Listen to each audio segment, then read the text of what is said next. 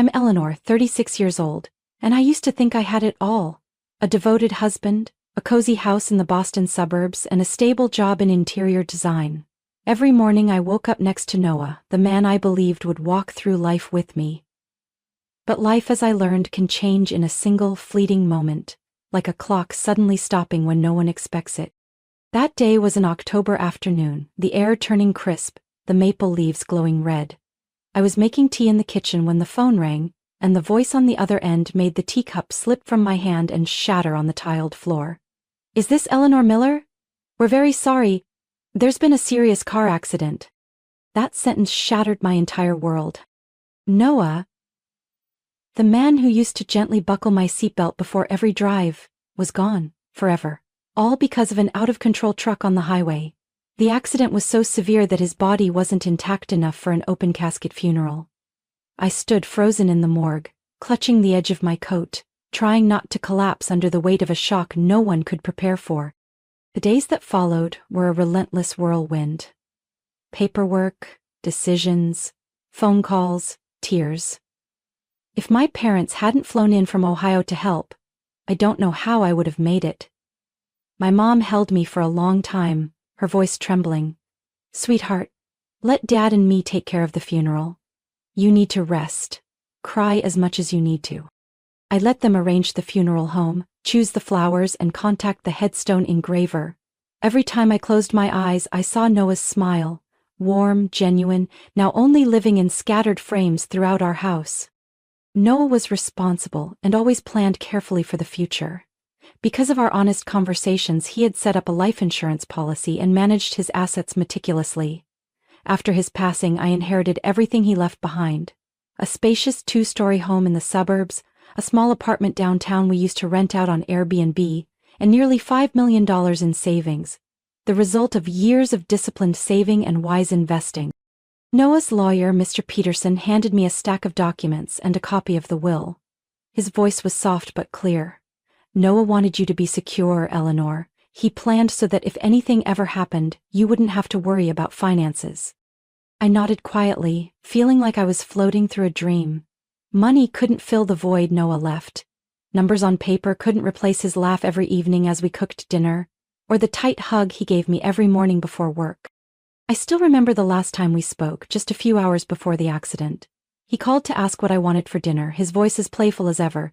"You pick, but don't say pizza again, okay? That's 3 weeks straight." I laughed, never thinking it would be the last time I'd hear his voice. After the funeral, I began cleaning out the closet, touching each of Noah's shirts, folding them as if he might walk back in at any moment. Every corner of the house reminded me of him, from the table he built for me to the wall clock we picked out together during our trip to Vermont. There were nights I sat for hours in the living room, the dim light casting shadows on our wedding photo hanging in the hallway. I talked to him, as if staying long enough, speaking earnestly enough, might somehow bring a response. But the only answer was the deep, unending silence. I didn't know how to go on living in a world without Noah, but I also knew I couldn't let myself fall apart completely. Somewhere, I believed, he would want me to keep going. Not just surviving but truly living. I still didn't know how that would begin. But I stood up slowly and started taking the first steps, even if I still felt completely lost in a life that had just shattered. After Noah's funeral, I returned to the 2-story house once full of memories, now strangely hollow. Mornings waking up to silence, dinners for one, conversations that only echoed in my mind. I began to fear the quiet, the very thing I once found peaceful. What surprised me most was the shift in how my parents treated me. I was the eldest in the family, but growing up my younger brother Scott always got more attention. Scott was outgoing, the school's football star, while I was the quiet one, tucked away with books and half-finished design sketches. When I got accepted into the architecture school in Rhode Island, my parents just said, "Good job, honey," then went right back to planning Scott's summer vacation. But this time things were different. My mom called every night, just to ask if I'd eaten, if I was sleeping okay. My dad sent emails with interior design articles he thought I'd enjoy. One evening, as I curled up on the sofa with a cold cup of tea in hand, the phone rang. It was Mom. "Eleanor, come home this weekend. I'm making your favorite roast and Dad will open a bottle of red wine. We can play cards like we used to." I was silent for a few seconds, not out of surprise but emotion. How long had it been since Mom cooked something just for me? That weekend, I returned to the suburban Ohio home I grew up in. Everything looked the same, but the air felt different.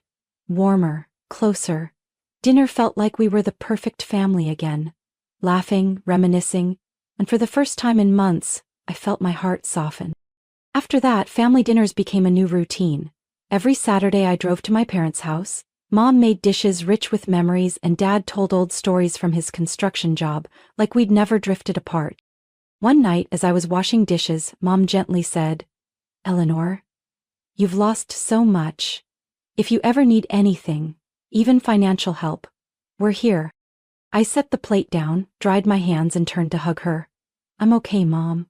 But if it makes you feel better, I can send a little money each month, so you both can rest easier, and so I feel like I'm still doing something that matters."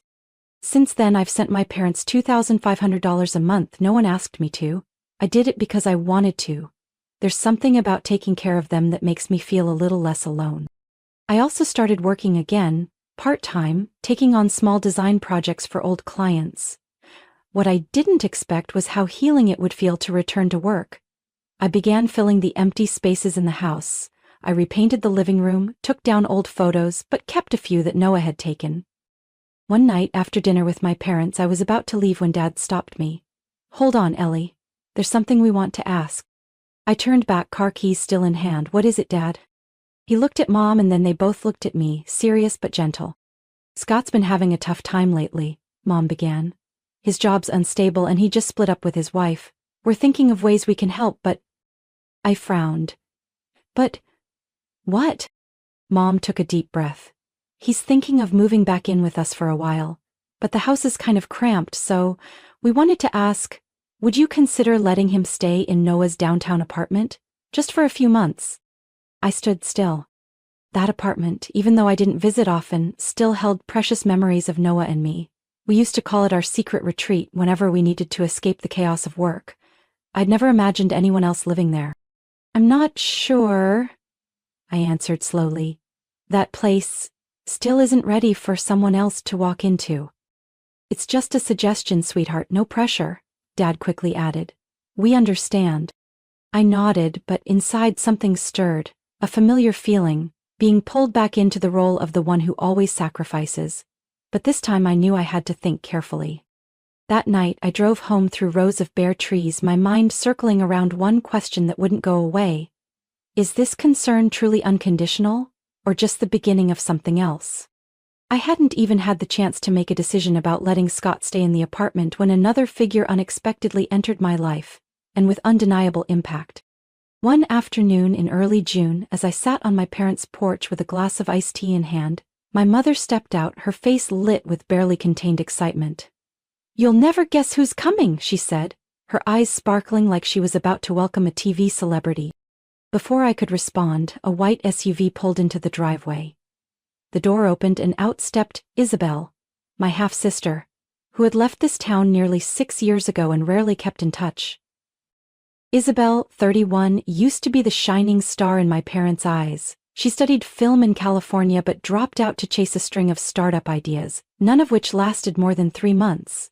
Last I heard, she was working as an assistant to a popular TikTok vlogger in Austin. And now, here she was, heavily pregnant, glowing, and looking confident.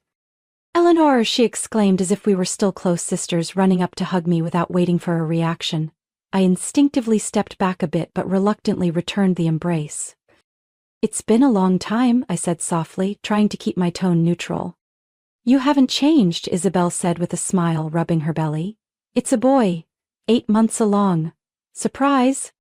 I looked at Mom. She was trying to hide her emotion. Clearly this wasn't news to her. "She called me a few weeks ago," Mom explained when she saw me frown. "We thought it would be wonderful for the whole family to be together, especially during this time." The whole family. Those words sent a chill down my spine. I was used to being overlooked, but Isabel's return, in her designer maternity dress, flawlessly made up like she'd stepped out of a magazine, made me feel pushed to the sidelines all over again. That night as we sat around the dinner table, all the attention was on Isabel. Mom kept checking if she wanted anything special to eat or needed more pillows for support. Dad reminisced about childhood memories of hers I'd never heard before. Even Scott, usually blunt and gruff, was unusually gentle, asking what the baby's name would be. I sat there in the middle of a warm family dinner, feeling completely invisible. When the conversation turned to preparing the nursery, I blurted out, "So, who's the baby's father?" The table fell silent. Isabel looked up at me, her smile still in place, but her eyes sharpened. "That's personal," she replied, her voice light as air but cold enough to stop any further questions. Mom jumped in. "Eleanor, your sister's tired. Don't ask things that make her uncomfortable." I bit my lip, gripping the edge of the table. When I was going through fertility treatments with Noah, my parents wanted to know every tiny detail: the medications, the appointment schedule, the blood test results. But with Isabel, they called it privacy? I left after dinner, turning down the invitation to stay overnight. As I headed to my car, Isabel followed, calling out, "You still ask blunt questions like you used to, huh?" I turned around, the porch light casting shadows on her face. "I just asked what everyone else is thinking but too afraid to say." Isabel shrugged. "One day you'll understand. Some things just aren't for everyone to know." I didn't reply. All I felt in that moment was a chill, not from the weather, but from instinct. Something wasn't right. There was something behind that confident gaze I couldn't yet name. And deep down I knew one thing for sure: the real storm was only just beginning. I didn't see Isabel again for 3 weeks after that tense evening. She stayed at my parents' house, resting and being treated like a queen carrying the family's future. I kept my distance, not wanting to fall back into the old cycle of comparison and pain. But then, one Thursday afternoon, while I was reviewing design plans for a small hotel in Vermont, my phone buzzed with a message from Mom. "Isabel's baby shower is next week at the house. Please come, she really wants you there."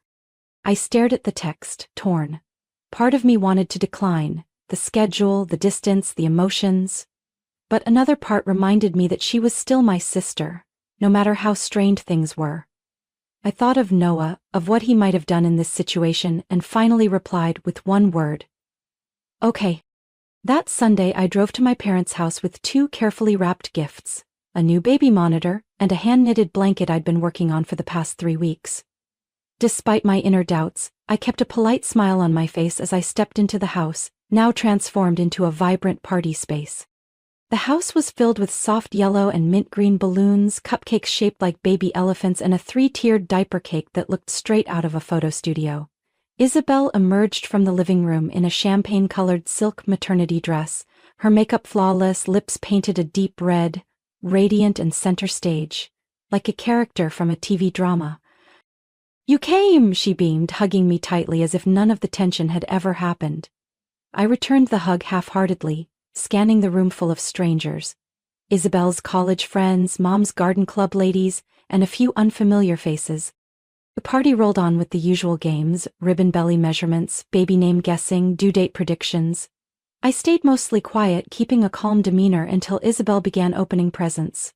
She made a show of everything, gasping, laughing, hugging each item like it was a treasure. When she got to mine, she paused. Her eyes lingered on the blanket, and I had the odd feeling she was calculating something. She held up the blanket, examining it as if waiting for a cue, then gently tapped her glass with a silver spoon. The room gradually quieted. "I have something special to share with everyone today," Isabel said clearly, her voice echoing in the silence. "It's not just about the baby, but about the person who made this miracle possible." I felt my back stiffen, my hand clenched the edge of the chair, a terrible sense of foreboding crept into my chest. "I know many of you are curious about the baby's father," Isabel continued, her eyes scanning the crowd before settling on me. "And today, I think it's time to share." My heart pounded, my breath caught, as if the air had thickened. "The father of my son," she said, each word landing like a stone, "is Noah Miller. Eleanor's late husband." The air froze. Laughter died. Eyes widened, mouths dropped open. My mother's hand trembled, spilling drops of water onto her dress. Someone whispered behind me, "What did she just say?" I couldn't make out the rest of the murmurs. All I could hear was the pounding in my ears. Everything blurred, the room spun. All eyes turned to me, then back to Isabel, who was now smiling softly, as if she'd just shared the sweetest news. I stood up so fast my chair nearly tipped over. Mom rushed toward me, her eyes filled with worry. "Eleanor, don't. You have to understand." I didn't let her finish. I turned, walked past the pastel-colored dessert table, through the kitchen where we'd once shared family meals, and out the front door into the thick summer air. The scent of lavender from the garden hit me, but it couldn't soothe anything. I felt like I was falling, weightless, through a nightmare with no end. I drove home like a sleepwalker. When I locked the door behind me, I realized my hands were shaking too much to take off my shoes. That night, I didn't eat, didn't drink, didn't cry. I just sat on the living room floor staring at a spot on the wall with one question echoing in my head. How long have they known, and why didn't anyone tell me? I stayed up all night, not from grief, but from the betrayal that seeped into every cell. Memories of Noah and me, our lakeside wedding, the evenings spent laughing over dinner, now twisted and shattered under the cold light of truth.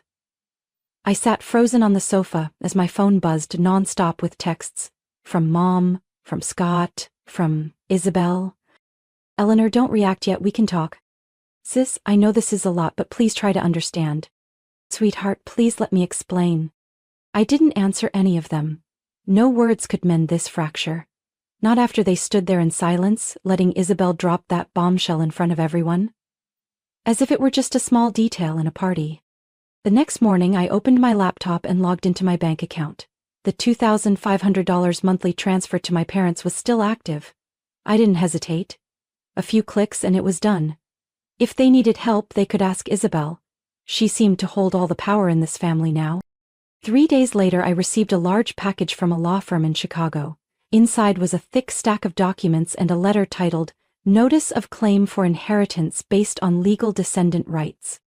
I didn't need to read the whole thing to understand. Isabel was suing me, demanding half of Noah's estate, including the house I lived in, the downtown apartment, and the bank accounts I'd barely touched since his passing. The reason? She was carrying Noah's only child. I leaned back in my chair and let out a bitter laugh, one I never thought I'd make. The sister who once called me dearest was now trying to take everything I had left from a marriage that had already been ripped apart. I couldn't face this alone. I needed someone with experience, not just in law but in navigating delicate, complicated cases. I searched through a list of attorneys specializing in estate and posthumous disputes, and one name stood out among the rest. Marjorie Blake. A woman in her 50s, formerly with the district attorney's office before opening her own firm. Marjorie was direct, no frills, but had a warm, sharp voice. We met at her office, a quiet space, with wood-paneled walls and soft light from an antique reading lamp. "I've reviewed the file," Marjorie said, placing the packet Isabel had sent on the table. "She has some evidence of a relationship with your husband, including text messages and photos. However," I looked up, "however what?" "We need to establish one thing first." Marjorie leaned in, her eyes razor-sharp. "The baby. Is he really Noah's biological child?" I was silent. Part of me wanted to reject the possibility altogether, but my rational mind told me the truth was the only thing that could save me now. "We need to request a DNA test," Marjorie continued, "and if possible, I'll need all of Noah's medical records, especially from the last few years before he passed." I nodded. "I'll look. There might be some documents in the safe at the downtown apartment." We signed the contract and began the legal proceedings that same week. Marjorie sent a formal response to Isabel's attorney, also submitting valid grounds to delay any asset transfer until a verified paternity result was available. That evening I returned to the downtown apartment, a place I had avoided because of the memories. It was quiet, even cold, but everything remained in place, just as it had been when Noah was alive. Inside the safe, I found a folder of medical records, heart ultrasounds, prescriptions, and a sealed envelope labeled Confidential. Fertility Diagnosis 2018. I opened it with trembling hands and then, like an unexpected blow, my eyes locked onto the bolded sentence in the middle of the page. Complete azoospermia, no sperm present in semen, confirmed inability to conceive naturally. My whole body went cold. I sank into the sofa, feeling like every sense I had shut down. If Noah couldn't have children, then whose baby was this? And more importantly, why was Isabel so confident she could sue me? A new wave of suspicion began to creep into my thoughts, this time not just about Noah, but about Isabel, and everyone who had blindly supported her. 2 days after finding Noah's medical record, I still hadn't slept properly. My mind kept replaying that sentence, confirmed inability to conceive naturally. I thought that was all I needed, a solid piece of evidence to stop Isabel from claiming any inheritance. But the story didn't end there. That morning, just as I poured my coffee and sat at the kitchen table, my phone rang. A number from out of state. I hesitated for a few seconds, then picked up. "Eleanor Miller?" A gentle, older woman's voice tinged with unease. "This is she. My name is Gloria Barrett. I'm Noah's birth mother." I froze. Throughout our marriage, Noah had never mentioned his birth mother. He always told me he was orphaned at a young age and raised in the foster system. I had even once asked if he wanted to find his biological family, and he always avoided the topic. I'm sorry," I stammered. "I know this is sudden," Gloria continued, "but I just learned about Isabel and the baby, and I think I need to see you. There are things Noah never told you, things that might change everything." I was silent for a few seconds, trying to reframe everything I knew. Her voice didn't sound like someone chasing money or attention. It carried something tired, sincere, and strangely familiar. "Where are you?" I asked. We agreed to meet that afternoon at a small cafe in the West End, quiet enough that no one would notice two women trying to piece together the broken fragments of truth. When I arrived, Gloria was already seated, wearing a soft gray knit dress with her silver hair neatly pinned back. She looked nothing like I had imagined, not distant or worn down. Instead, her eyes were warm, and when I saw them I recognized them instantly. They were Noah's. "Thank you for coming," she said as I sat down. "I'm not sure I'm ready for this," I said honestly, "but I also couldn't pretend I didn't hear your voice." Gloria nodded. She pulled out an old manila envelope and gently placed it on the table between us. "Noah and I lost contact for many years. When he decided to change his name, leave the old town and start over, I had no idea what happened. We had only just reconnected a few months before. The accident." Her voice caught in her throat. "I didn't know anything about his life with you, Eleanor, but I do know one thing. Noah was diagnosed with infertility back in 2016. This hospital," she tapped the envelope, "gave the diagnosis after several tests. He couldn't father a child, and I thought, if you didn't know that, you'd need proof." I took the envelope and slowly opened it. Inside was a set of medical documents labeled Hartford Urology Clinic, Fertility Assessment Results. Just like the one I had found, but more detailed, with the doctor's signature, dates, even scan images from the lab. "He never told me," I whispered. "I spent years thinking I was the one with the problem, while he knew the whole time and never said a word." "I know," Gloria said softly. "He was ashamed. He once told me, if I can't give my wife a family, what am I even worth? And then he just went silent and never brought it up again." I sat quietly for a long time, sunlight pouring onto the table like heat on my skin. The story of Noah, the man I loved, now lay in pieces I had never seen before. But I was also beginning to see clearly. Isabel was lying, and it wasn't just an ordinary lie. She had built a story to steal everything I had left from my broken marriage. "Can I ask you something?" I said, looking straight at Gloria. "Of course. If the court orders a paternity test, would you be willing to take a DNA test to prove the baby isn't related to Noah?" Gloria didn't hesitate. "I'm willing, not just to help you, but to protect my son's name. He can't speak for himself anymore, but I can." I gripped her hand, feeling for the first time in months a sense of grounding.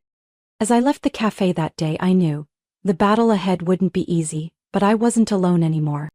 And for the first time since Noah passed, I felt like I could finally breathe. A full, deep breath, filled with resolve. The court date was set for a Monday morning in early fall, as golden leaves blanketed the pathway to the Rockbridge County Courthouse.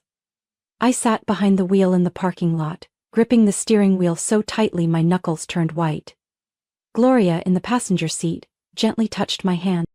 "You don't have to be strong all the time," she said, her voice hoarse but steady. "Just breathe, Eleanor, we have the truth." I nodded, though my chest felt heavy.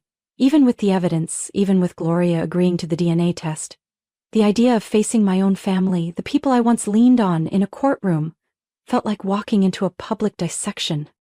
The courtroom was large and bright, but the air was heavy like lead. Isabel sat in the front row wearing a simple black dress, cradling the sleeping baby wrapped in a soft cream-colored blanket. I recognized it, the hand-knit blanket I had given her at the baby shower. My parents sat on either side of her, eyes fixed on the judge, never once glancing in my direction. Scott wasn't there. I assumed even he felt things had gone too far. Isabel's lawyer began with a long speech, talking about the genuine love between Ms. Isabel Barrett and the late Noah Miller, about the rightful claim of a child to inherit from their biological father, and ultimately requesting the court award half of Noah's estate to the child they referred to as his only son. My attorney, Marjorie Blake, rose next. She didn't need many words. "Your Honor," she said firmly, "my client does not oppose protecting the rights of any child connected to her late husband. However, we have scientific evidence proving that Mr. Noah Miller could not be the biological father of this child." The courtroom stirred. Isabel shook her head, her lips pressed tight. My mother placed a hand on her shoulder as if to comfort her.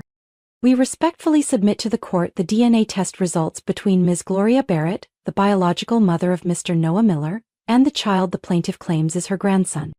The judge took the sealed envelope, opened it, and read the results in a calm tone.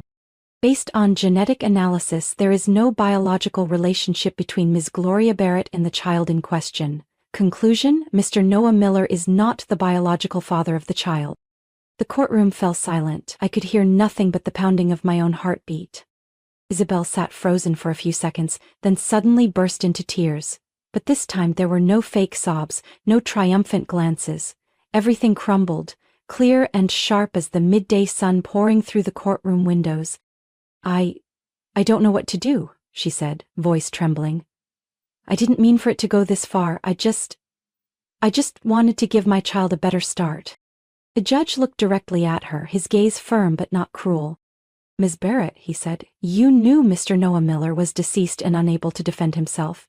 Yet you deliberately used his name to claim financial benefits, knowing full well there was a strong possibility he was not the father. You provided false information, manipulated your family's emotions, and attempted to seize assets that did not belong to you." Isabel lowered her head, tears streaming down her face, her usual confidence gone. "I have no choice but to deny your entire claim," the judge declared, "and rule that the estate of Mr. Noah Miller remains the legal property of Mrs. Eleanor Miller. This hearing is adjourned." I exhaled, though my heart was still pounding. Gloria squeezed my hand tightly, as if passing along the strength she had carried for so many years. As I left the courtroom, my mother chased after me in the hallway. She stood there, her eyes wet with tears. "Eleanor, I didn't know it would come to this." I turned to her, strangely calm. "Yes, you did. You knew from the beginning." She said nothing. I looked at her one last time, then turned and walked straight outside, where warm sunlight was waiting. At the bottom of the courthouse steps, Isabel stood holding her son. Quiet. I didn't hate the child. He was just an innocent baby caught in the middle of an adult war. But I couldn't be their savior anymore. I had lost too much already, just to hold on to what I had left, my dignity and the truth. I didn't return to my parents' house after the hearing. I didn't answer any of their calls or messages. Maybe they hoped I would forgive them, or worse, return to the old role, the one who carried the burden, who endured in silence. But after everything, I had learned one thing. Sometimes in order to move forward, you have to walk away from the people you once called family. 3 weeks later, I did something I'd been thinking about ever since I walked out of the courtroom with Gloria. I transferred ownership of the downtown apartment to her. When I handed Gloria the signed property documents, she paused for a few seconds. "Eleanor, you don't have to do this. You've already lost so much. And I've gained something far more important than property," I interrupted with a smile. "If it weren't for you, I don't know what I'd have left. This isn't just a thank you, it's My way of saying, I've found my real family. Gloria hugged me. There were no tears, no grand words, just a warm, honest embrace, something I hadn't felt from my own blood relatives in a very long time. We started having dinner together every weekend. Gloria told me stories about Noah's childhood, things he'd never shared, like how he insisted on drinking cold chocolate milk every winter, how he once dreamed of becoming a graphic designer but switched to finance because it was more practical. I listened, feeling warmth and pain at the same time. But the pain no longer cut sharp. It had softened, becoming a memory to keep, not a burden to carry. I also returned to working full-time at the interior design firm. My first project back was redesigning a creative workspace for an art studio in Brooklyn. Standing in the empty room, sunlight streaming through tall glass windows, I realized I was seeing the world differently now. No more bitterness, no more resentment, just Eleanor. Calm, strong, and fully aware of her own worth. One weekend afternoon, as I sat sipping tea with Gloria in her new apartment, I opened my laptop and booked a flight to Seattle. A 10-day trip, just me. It would be the first time in years I traveled not for work, not for anyone else, but for myself. I wanted to hike Mount Rainier, watch the sunset over Elliott Bay, and breathe the kind of freedom I hadn't felt in far too long. A little treat for yourself? Gloria asked, raising an eyebrow at the printed itinerary on the table. Something like that, I smiled, or maybe a new beginning. Gloria nodded, her eyes shining with something that looked like pride. You're doing so well, Eleanor. My son? If he could see you now, I know he'd be smiling. I didn't respond, just gently placed my hand over hers. Sometimes, words aren't needed at all. And I also joined a local hiking group at Prospect Park. There were about 10 of us, ranging from college students to retirees. No one there knew me as the widow betrayed by her sister, or the woman taken to court over a child that wasn't even related. I was just Eleanor, the woman who loved nature, who liked climbing hills and watching the sunset through the trees. I found myself smiling more easily, laughing out loud when someone told a joke, not just politely smiling. I ate better, slept deeper. I began to believe that good things could still happen, not because I was lucky, but because I had chosen not to let the past imprison me. Isabel never contacted me again. I heard she moved to another state with a new boyfriend. My mother sent a handwritten letter, several pages long, apologizing and asking to reconnect. I didn't respond. Not out of hatred, but because I finally understood that some wounds only heal when you stop letting people touch them. Yes, I lost a family, but I found a new one. No shared blood, just shared sincerity. And on one early morning, as the first light streamed through the window, I looked in the mirror and saw a woman I had almost forgotten, myself, whole and free. From my own story, I realized that not everyone tied to you by blood deserves to be called family. And sometimes betrayal opens the door for us to find truth, dignity, and more genuine connections. I lost a lot: family, trust, even a part of my past. But I also found myself again. Life isn't always fair, but we always have a choice: let it drown us, or walk through it and begin again. I chose to keep going, and I've never regretted it.